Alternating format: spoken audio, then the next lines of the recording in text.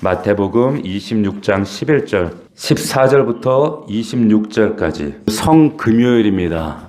우리가 앞서 제가 문자에 보내드린 것처럼 이날은 주님이 이제 밤새도록 제자들의 배반을 배신 앞에 그 도망치는 제자들을 뒤로 한 채 이제 유대인들 그 지도자들의 그 폭력적인 고문과 그리고 재판과 고소를 받으시면서 그리고 아침 9시에 이제 사형 온도를 받고 십자가에 매달리십니다. 그리고 오늘 3시에 숨을 거두시게 됩니다. 여러분 한번 생각해 보시겠어요? 우리가 이 십자가의 그 처형 사건을 보게 되면 과연 여기에 대한 간접적인 책임이 누구에게 있을까? 물론 나 자신에게 있고 우리 모두에게 있고, 근데 성경에서 그 책임 있는 자들을 우리가 굳이 찾는다 그러면 누구에게 가장 큰 책임이 있을까?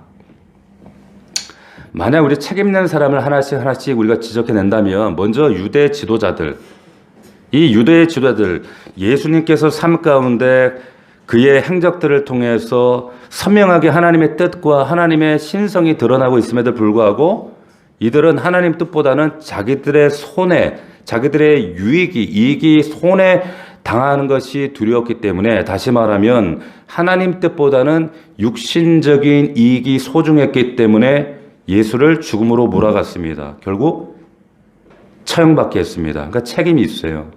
또 하나, 군중들 책임 있죠. 유대 군동들 책임이 있습니다. 며칠 전까지, 몇 달 전도 아니에요. 며칠 전에 그 종료주일 예수 그리스도께서 호산나 호산나 그 입성하실 때 함께 환호하고 소리 질렀던 그 군중들이 며칠 지나자마자 예수를 대신해서 바라바를 향해서 환호합니다. 하루아침에 뒤바뀌어 버리는 거예요. 왜? 예수가 정확하게 어떤 분인지 몰랐기 때문에. 또 누구에게 책임이 있습니까? 제자들은 또 어때요? 제자들은 예수님을 눈앞에서 그 기적과 그 역사와 말씀의 가르침과 생생한, 정말 어떻게 보면은 가장 생생한 예수 안에 믿음의 증거를 가진 사람들, 정말 간증 있는 사람들이었거든요. 현장에서 똑똑히 모든 걸 봤던 사람이었습니다. 그런데 어느 순간 자기의 목숨이 위태하고 자신의 삶이 위험하다 인식하는 순간에 배신하고 배반하고 도망가고 철저하게 부인하는 그런 존재가 되어버렸어요. 그러니까 제자들도 책임이 있습니다. 그런데 그 많은 책임 있는 사람들 가운데 유독 성경이 한 사람을 더 주목합니다. 우리가 매주 사도신경에서 고백하는 사람 누구예요? 빌라도입니다.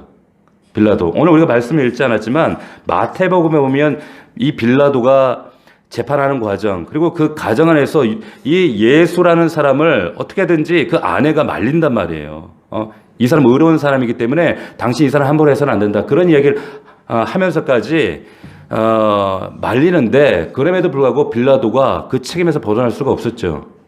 자, 성경에 보면 이 사람에게 유독 집중하는 이유가 뭔가, 전 세계 많은 기독교인들이 우리가 주일날 사도신경을 외우면서 끊임없이 이 빌라도라는 이 사람의 결정에 대해서 우리가 끊임없이 이 사람이 책임이 있다라고 우리가 고백을 하고 고발을 합니다.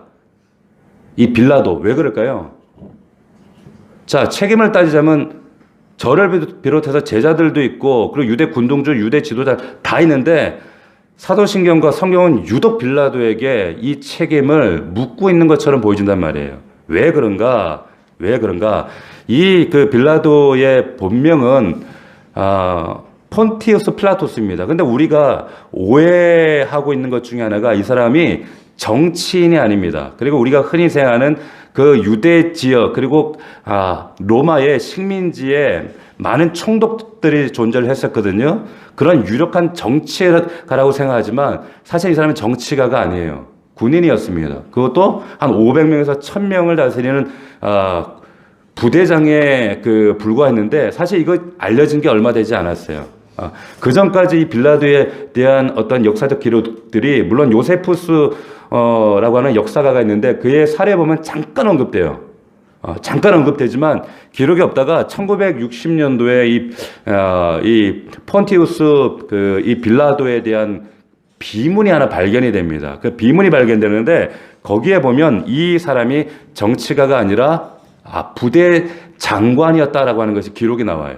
부대 장관이었는데 이 사람이 어떤 사람인가 굉장히 흉악하고 아주 인성이 아주 악독한 사람이었어요. 그 기록에 보면 어떤 정도의 사람이었는가 하면 처음 이제 그 유대라고 하는 예루살렘에 입성할 때 군대를 거느리고 이제 입성할 때 보통은 그 로마가 식민 국가에 대한 굉장히 호의적인 종교적으로나 문화적으로 굉장히 호의적인 자세를 취했기 때문에 철저히 조사를 하고 아주 호의적인 자세로 저자세로 식민 국가에 이렇게 들어갑니다. 그런데 이 유대인들의 약점을 딱 건드려 버린 거예요. 고의적으로. 누가? 이 빌라도가. 어떻게? 군대를 건드리고 가면서 깃발에 황제 형상이 담겨진 깃발을 들고 돌아가는 거예요. 그러니까 유대인들이 유대인들이 볼 때는 이건 기겁할 만한 일이었습니다. 왜냐하면 자기들이 믿는 유대 율법과 그 십계명에 하나님의 형상, 하나님이 아닌 형상을 만드는 건 이건 철저한 이건 반율법적인 처사였거든요. 그러니까 기록을 보면 유대인들이 길바닥에 널브러져 가지고 기겁을 하면서 이 형상 깃발을 내려달라고, 이 깃발을 들고 감히 우리 하나님이 계신 성전 안으로 예루살렘 안으로 들어갈 수 없다고 막 길바닥에 널브러져서 목을 내놓으면서 목을 치라고 날 밟으라고 이러면서까지 하는데 오히려 조소하고 조롱하면서 그냥 지나갔어요. 그런 기록들이 있습니다. 뿐만 아니라 또 어떤 기록에 보면 예루살렘 안에 이제 수로를 만드는데 수로를 만들어야 되니까 돈이 필요하잖아요. 자금이 필요한데 그 자금을 위해서 자금 조달을 어떻게 하는가? 예루살렘 성전 안에 들어가서 안에 있는 기물들 이런 것들 다 처분해서 수로를 만들어요. 그러니까 유대인들이 막 얼마나 분개했겠어요. 막 시위가 일어나고 데모가 일어나고 그래서 막 그 빌라도가 있는 그 처소에 모여가지고 수많은 군중들이 막 데모하고 시위를 하는데 그 시위 가운데 로마 군인들을 이렇게 잠복된 군인들을 사복으로 딱 보내가지고 시위하는 사람 뒤에서 어떻게 해요? 칼로 푹 찔러줘요. 칼로 이렇게. 이걸 지시했던 사람이 빌라도. 그만큼 악독하고 악랄하고 정말 인성이 정말 개 같은 그런 사람이 그 빌라도였다라고 하는 거예요. 그런데 이런 잔인하고 폐악하고 이 쓰레기 같은 사람이 이 사람에게 지금 예수님이 재판을 받으시는 겁니다. 근데 기록에 보면 금요일 우리가 잘 아시는 것처럼 이제 밤새도록 고난 받으시고 또 끌려다니시다가 이른 아침에 재판을 받으시는데 보통 로마 관리들은 이른 새벽에 일을 시작합니다. 이른 새벽에 시작해서 정오가 되면 일을 끝마칩니다. 그러니까 지금 빌라도 앞에 지금 어떤 나사렛의 총구석 촌뜨기 한 청년이 서 있는데 제대로 재판이 될 리가 없어요. 더군다나 얘기를 들어보니까 스스로 왕이라고 했다. 그러면서 자칭 왕이라고 불렀기 때문에 체제를 전복시킬 위험이 있고 그러면서 이제 그 유대 지도자들이 여러 가지 막 모함을 하는데 얘기를 들어보니까 며칠 전에 성전에 들어가서 상을 뒤집어 엎고 성전의 제사를 폐한다 하고 그래서 우리 사회를 지금 혼란하게 그래서 있는 말 없는 말 플러스해서 막 모독을 하는 거예요. 이 사람이 이런 일을 행했을 때가 우리의 유월절이었다. 해방절이었다. 이집트로부터 우리가 해방된 그 해방절이었는데 가만히 놔두면 이 예수라고 하는 이 젊은 청년이 이 해방절의 분위기에 편승해서 우리도 로마로부터 해방하자. 우리 해방돼야 한다. 이렇게 꼬드겨서 폭동 이렇게 일지 모른다. 이렇게 빌라도를 설득 반 협박 반 꼬드긴 거예요. 자, 그런데 빌라도가 이 얘기를 다 종합하고 들었을 때 이 빌라도가 군인 출신이었지만 아주 똑똑한 그 정치 지략가는 아니었지만 이 사람 멍청한 사람은 아니거든요. 고발 내용이 이건 진실만 있는 게 아니다. 위험한 인물이라면 충분히 자기에게도 이 진즉에 이런 정보가 들어왔을 것이고 거기에 대해서 자기가 대처를 했을 텐데 왜냐하면 또 다른 역사 사료에 보면 기원후 36년경에 사마리아 지역에서 어떤 그 시몬이라고 하는 사마리아 출신의 어떤 그 사람이 이상한 예언 활동하고 미심적인 행동을 한다 해서 이 빌라도가 가서 이 사람을 제거해버렸다고 하는 기록이 있어요. 역사 사료에. 요세푸스에 보면. 그만큼 이 사람이 뭐예요? 어떤 사회 체제를 흔들 만한 미심적인 어떤 행동들이 있거나 균열 조짐이 보일 때는 가장 거기에 대한 정보력이 빠른 사람이 이 빌라도였다는 거예요. 그런데 이 예수, 30대 초반의 젊은 예수에 대한 어떤 혐의나 정보나 이런 것들이 전혀 없어요. 그냥 혐의를 가지고 유대 지도자들이 막 흥분해서 전하는 얘기가 전부였단 말이에요. 그러니까 고지 안 들리는 거지, 이 얘기가. 고지 안 들리는 거야. 자, 그런데 지금 이 나사렛 총구석의 촌뜨기가 지금 왔는데 이제 뭐 시간이 점점 다 자기 오전에 업무 시간이 끝나가는데 그러니까 재판이 제대로 될 리가 없는 거예요.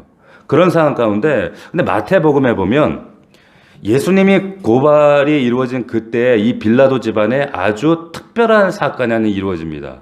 그 사건이 마태복음에 우리가 읽지는 않았어요. 읽지는 않았는데 거기에 보면 빌라도 아내가 꿈을 꿉니다. 특별히 어떤 신적 의미를 부여하신 꿈인데 이 빌라도 앞에 있는 사람이 누구인지 이 사람의 정체가 무엇인지에 관해서 이 아내가 남편을 찾아와서 얘기하는데 이 사람은 의로운 사람이다. 옳은 사람이다. 만약에 당신이 잘못된 판결을 하면 신의 어떤 뜻을 거스리는 그 정면으로 뜻을 거스르는 일이 되기 때문에 절대로 이 사람 해해서는 안 된다. 이렇게 간절하게 호소를 했단 말이에요. 그랬는지 모르지만 이 빌라도가 어떻게 합니까? 애를 써요. 애를 쓰는 그 내용이 뭐냐? 유대 당시에 아주 유명한 바라바라고 하는 뭐 혁명가라고도 하지만 혁명가가 아니라 이 사람 아주 흉폭한 죄인이었어요. 이 죄인을 예수 대신에 내줄게. 그러면서 예수를 풀어주려고 애를 쓰게 됩니다. 애를 쓰는데 군중들이 싫다는 거예요. 바라바 싫어. 근데 그 상황이 빌라도에게 위협적으로 다가왔을 거예요. 너무 극렬하게 소리를 질렀기 때문에 앞에도 말씀드렸지만 역사가들이 보도하는 이 빌라도라고 하는 이 잔인한 인성을 가진 사람의 특징이 이 정도 밀란이 일어날 정도로 이런 분위기가 되면 자기 뜻을 관찰하기 위해서 어떻게 할까요? 그냥 폭도들 다 죽여버립니다. 과거에도 그랬거든요. 그냥 사법경찰을 딱 되풀어가지고 이런 사람 뒤에 가서 칼로 찔러버렸던 그런 사람이었다니까요. 그런데 이 사람이 그렇게 안 해요. 쉬운 방법을 택했습니다. 그게 뭐냐? 이 수많은 폭도들 죽이는 것보다 이들을 제압하는 것보다 갈릴리 나사렛 출신 저 촌뜨기 청년 하나 죽이면 간단한데 이게 더 쉬운데 뭐하러 그래? 그래서 그냥 이 사람을 예수를 내어주기로 결정하는 거야. 근데 하나 걸리는 게 있어. 뭐가 걸렸어요? 자기 아내가 얘기해준 그 말이 계속 걸린단 말이에요. 양심에도 걸리고. 그래서 이제 살인 의도와 모든 이 진행된 내용 결과들은 나는 상관없어. 저 유대인들이 한 거야. 라는 이런 얘기를 합니다. 그래서 이런 얘기를 해요. 나는 이 사람의 피해에 대하여 책임이 없으니 너희들이 알아서 해라. 이런 얘기를 합니다. 너희들이 알아서 해라. 내 책임 없다. 이 사건에는 너희들이 요청하고 너희들이 원해서 한 거다. 나는 정말 내 양심에 아무것도 거리낌이 없다. 그러면서 어떻게 해요? 손을 씻습니다. 내 양심은 나는 죄 없다. 나는 깨끗하다. 내 손은 깨끗하다. 강조하면서 씻는 퍼포먼스를 한단 말이에요. 자, 왜? 자기 양심의 편안을 위해서. 자기 양심을 위해서 한 거예요. 자, 이건 절대 어떤 회개나 돌이킴이 절대 아니죠. 내 일 아니야? 내 책임 아니야? 네가 원해서 한 거야. 그러니까 군중들이 뭐라고 합니까? 우리에게 돌려라. 우리 자손에게 돌려라. 만약에 이게 잘못된 거라면 하나님의 뜻이 아닌 신의 뜻에 반하는 일이라면 그 진노가 우리 후손에게 임할 것이다. 이렇게 외치는 거예요. 자, 희한하죠? 이렇게까지 했는데 그 사건 이후로 2000년이 지난 오늘날까지 수십억에 달하는 수많은 그리스도인들이 매주마다 사도신경을 외울 때마다 이 모든 사건의 책임이 누구에게 있다고 우리가 고발합니까? 빌라도에게 있다고 얘기하는 거예요. 빌라도에게만 있습니까? 제자들에게 있잖아요. 군중들에게도 있잖아요. 유대 지도자들에게도 있잖아요. 근데 왜 유독 매주 빌라도가 예수님 십자가에 죽게 했다고. 근데 우리는 그걸 매주 외우면서 그걸 고발한단 말이에요. 손까지 씻었는데 빌라도가.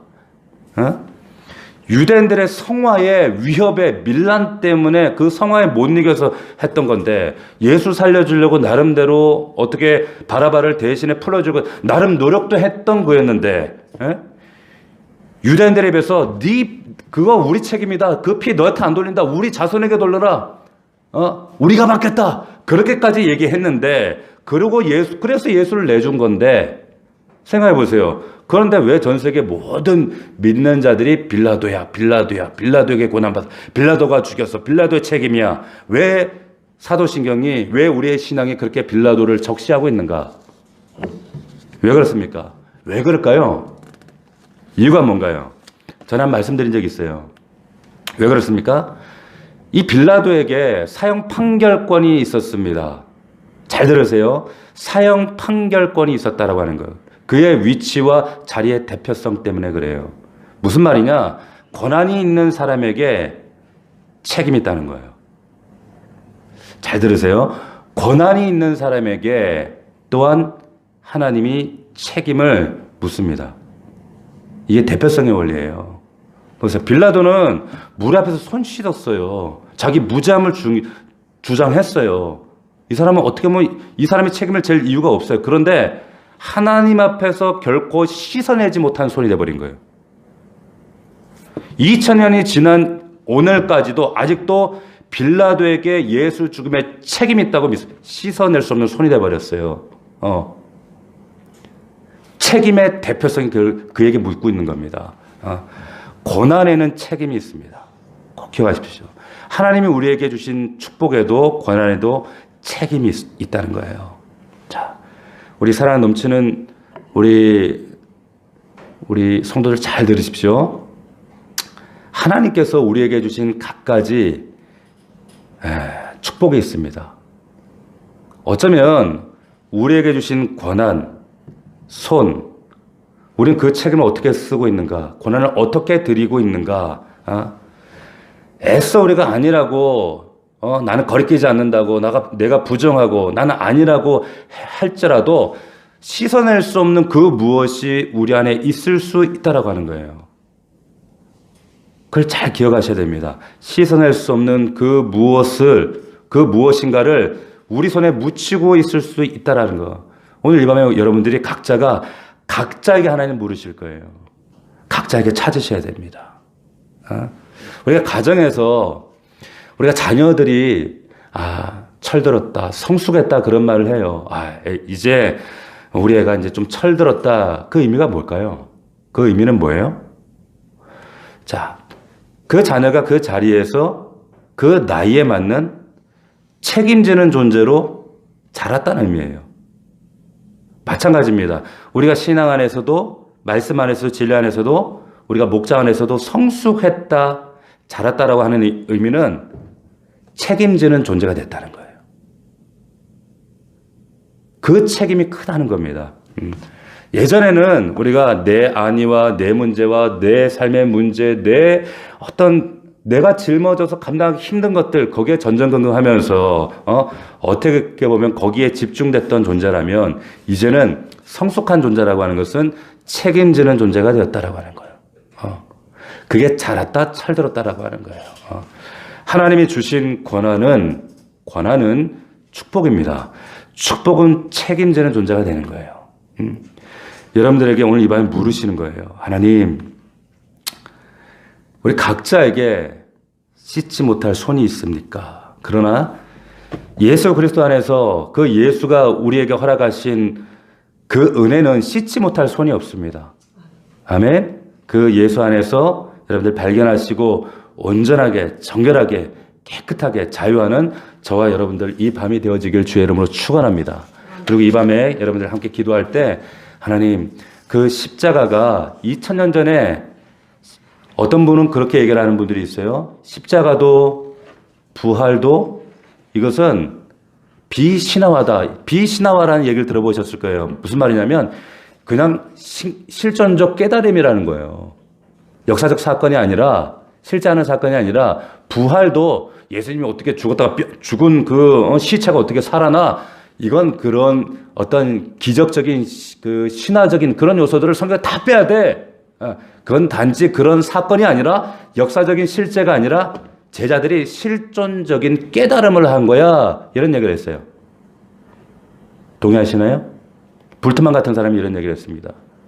No, 절대 그렇지 않습니다. 그렇게 가르치는 분들이 있다 할지라도 여러분 단호하게 거절하셔야 돼요. 부활은 십자가는 역사적인 사건일 뿐만 아니라 초월해서 나에게 초월된 역사적 실제임을 믿으시길 축원합니다. 이 밤에 여러분들이 십자가 사건을 예수 그리스도의 십자가의 은혜를 감사하며 감격하며 고백하며 나아갈 때 하나님 초월적으로 내 영혼 안에 경험되어질 수 있는 실제적인 사건 될 수 있도록 주님 축복하여 주시옵소서. 어떻게 해요? 성령께서 여러분 안에 역사하시면 이것이 실제가 될 줄로 믿습니다. 믿으시길 축원합니다. 로마서 5장 5절의 말씀대로 성령을 통하여 하나님의 사랑이 된다 그랬어요. 다시 말하면 십자가의 은혜, 십자가의 사랑, 십자가의 능력, 십자가의 고백, 그 부활의 사건 모든 것이 내가 의지로 해야지 해서 되는 게 아니라 내 안에 계신 성령님이 그렇게 되어지도록 하는 거예요. 할렐루야. 우리 이 시간 기도할 때 하나님 그 십자가의 놀라운 은혜가 이 밤에 성령 하나님을 통해 다시 한번 체험되게 하시고 실존적 깨달음이 아닙니다. 하나님 실제적, 역사적, 초월적, 역사적 내 개인의 사건 될 수 있도록 또한 우리 아들, 딸들, 자녀들의 실제적인 사건 될 수 있도록 아버지 축복하여 주시옵소서. 이 십자가를 통과할 때 부활의 사건을 체험할 수 있는 줄로 믿습니다. 아버지 하나님 이 시간에 주님 역사하여 주시옵소서. 우리 간절한 마음으로 주여 세 번 부르고 통성으로 뜨겁게 기도하며 나갑시다.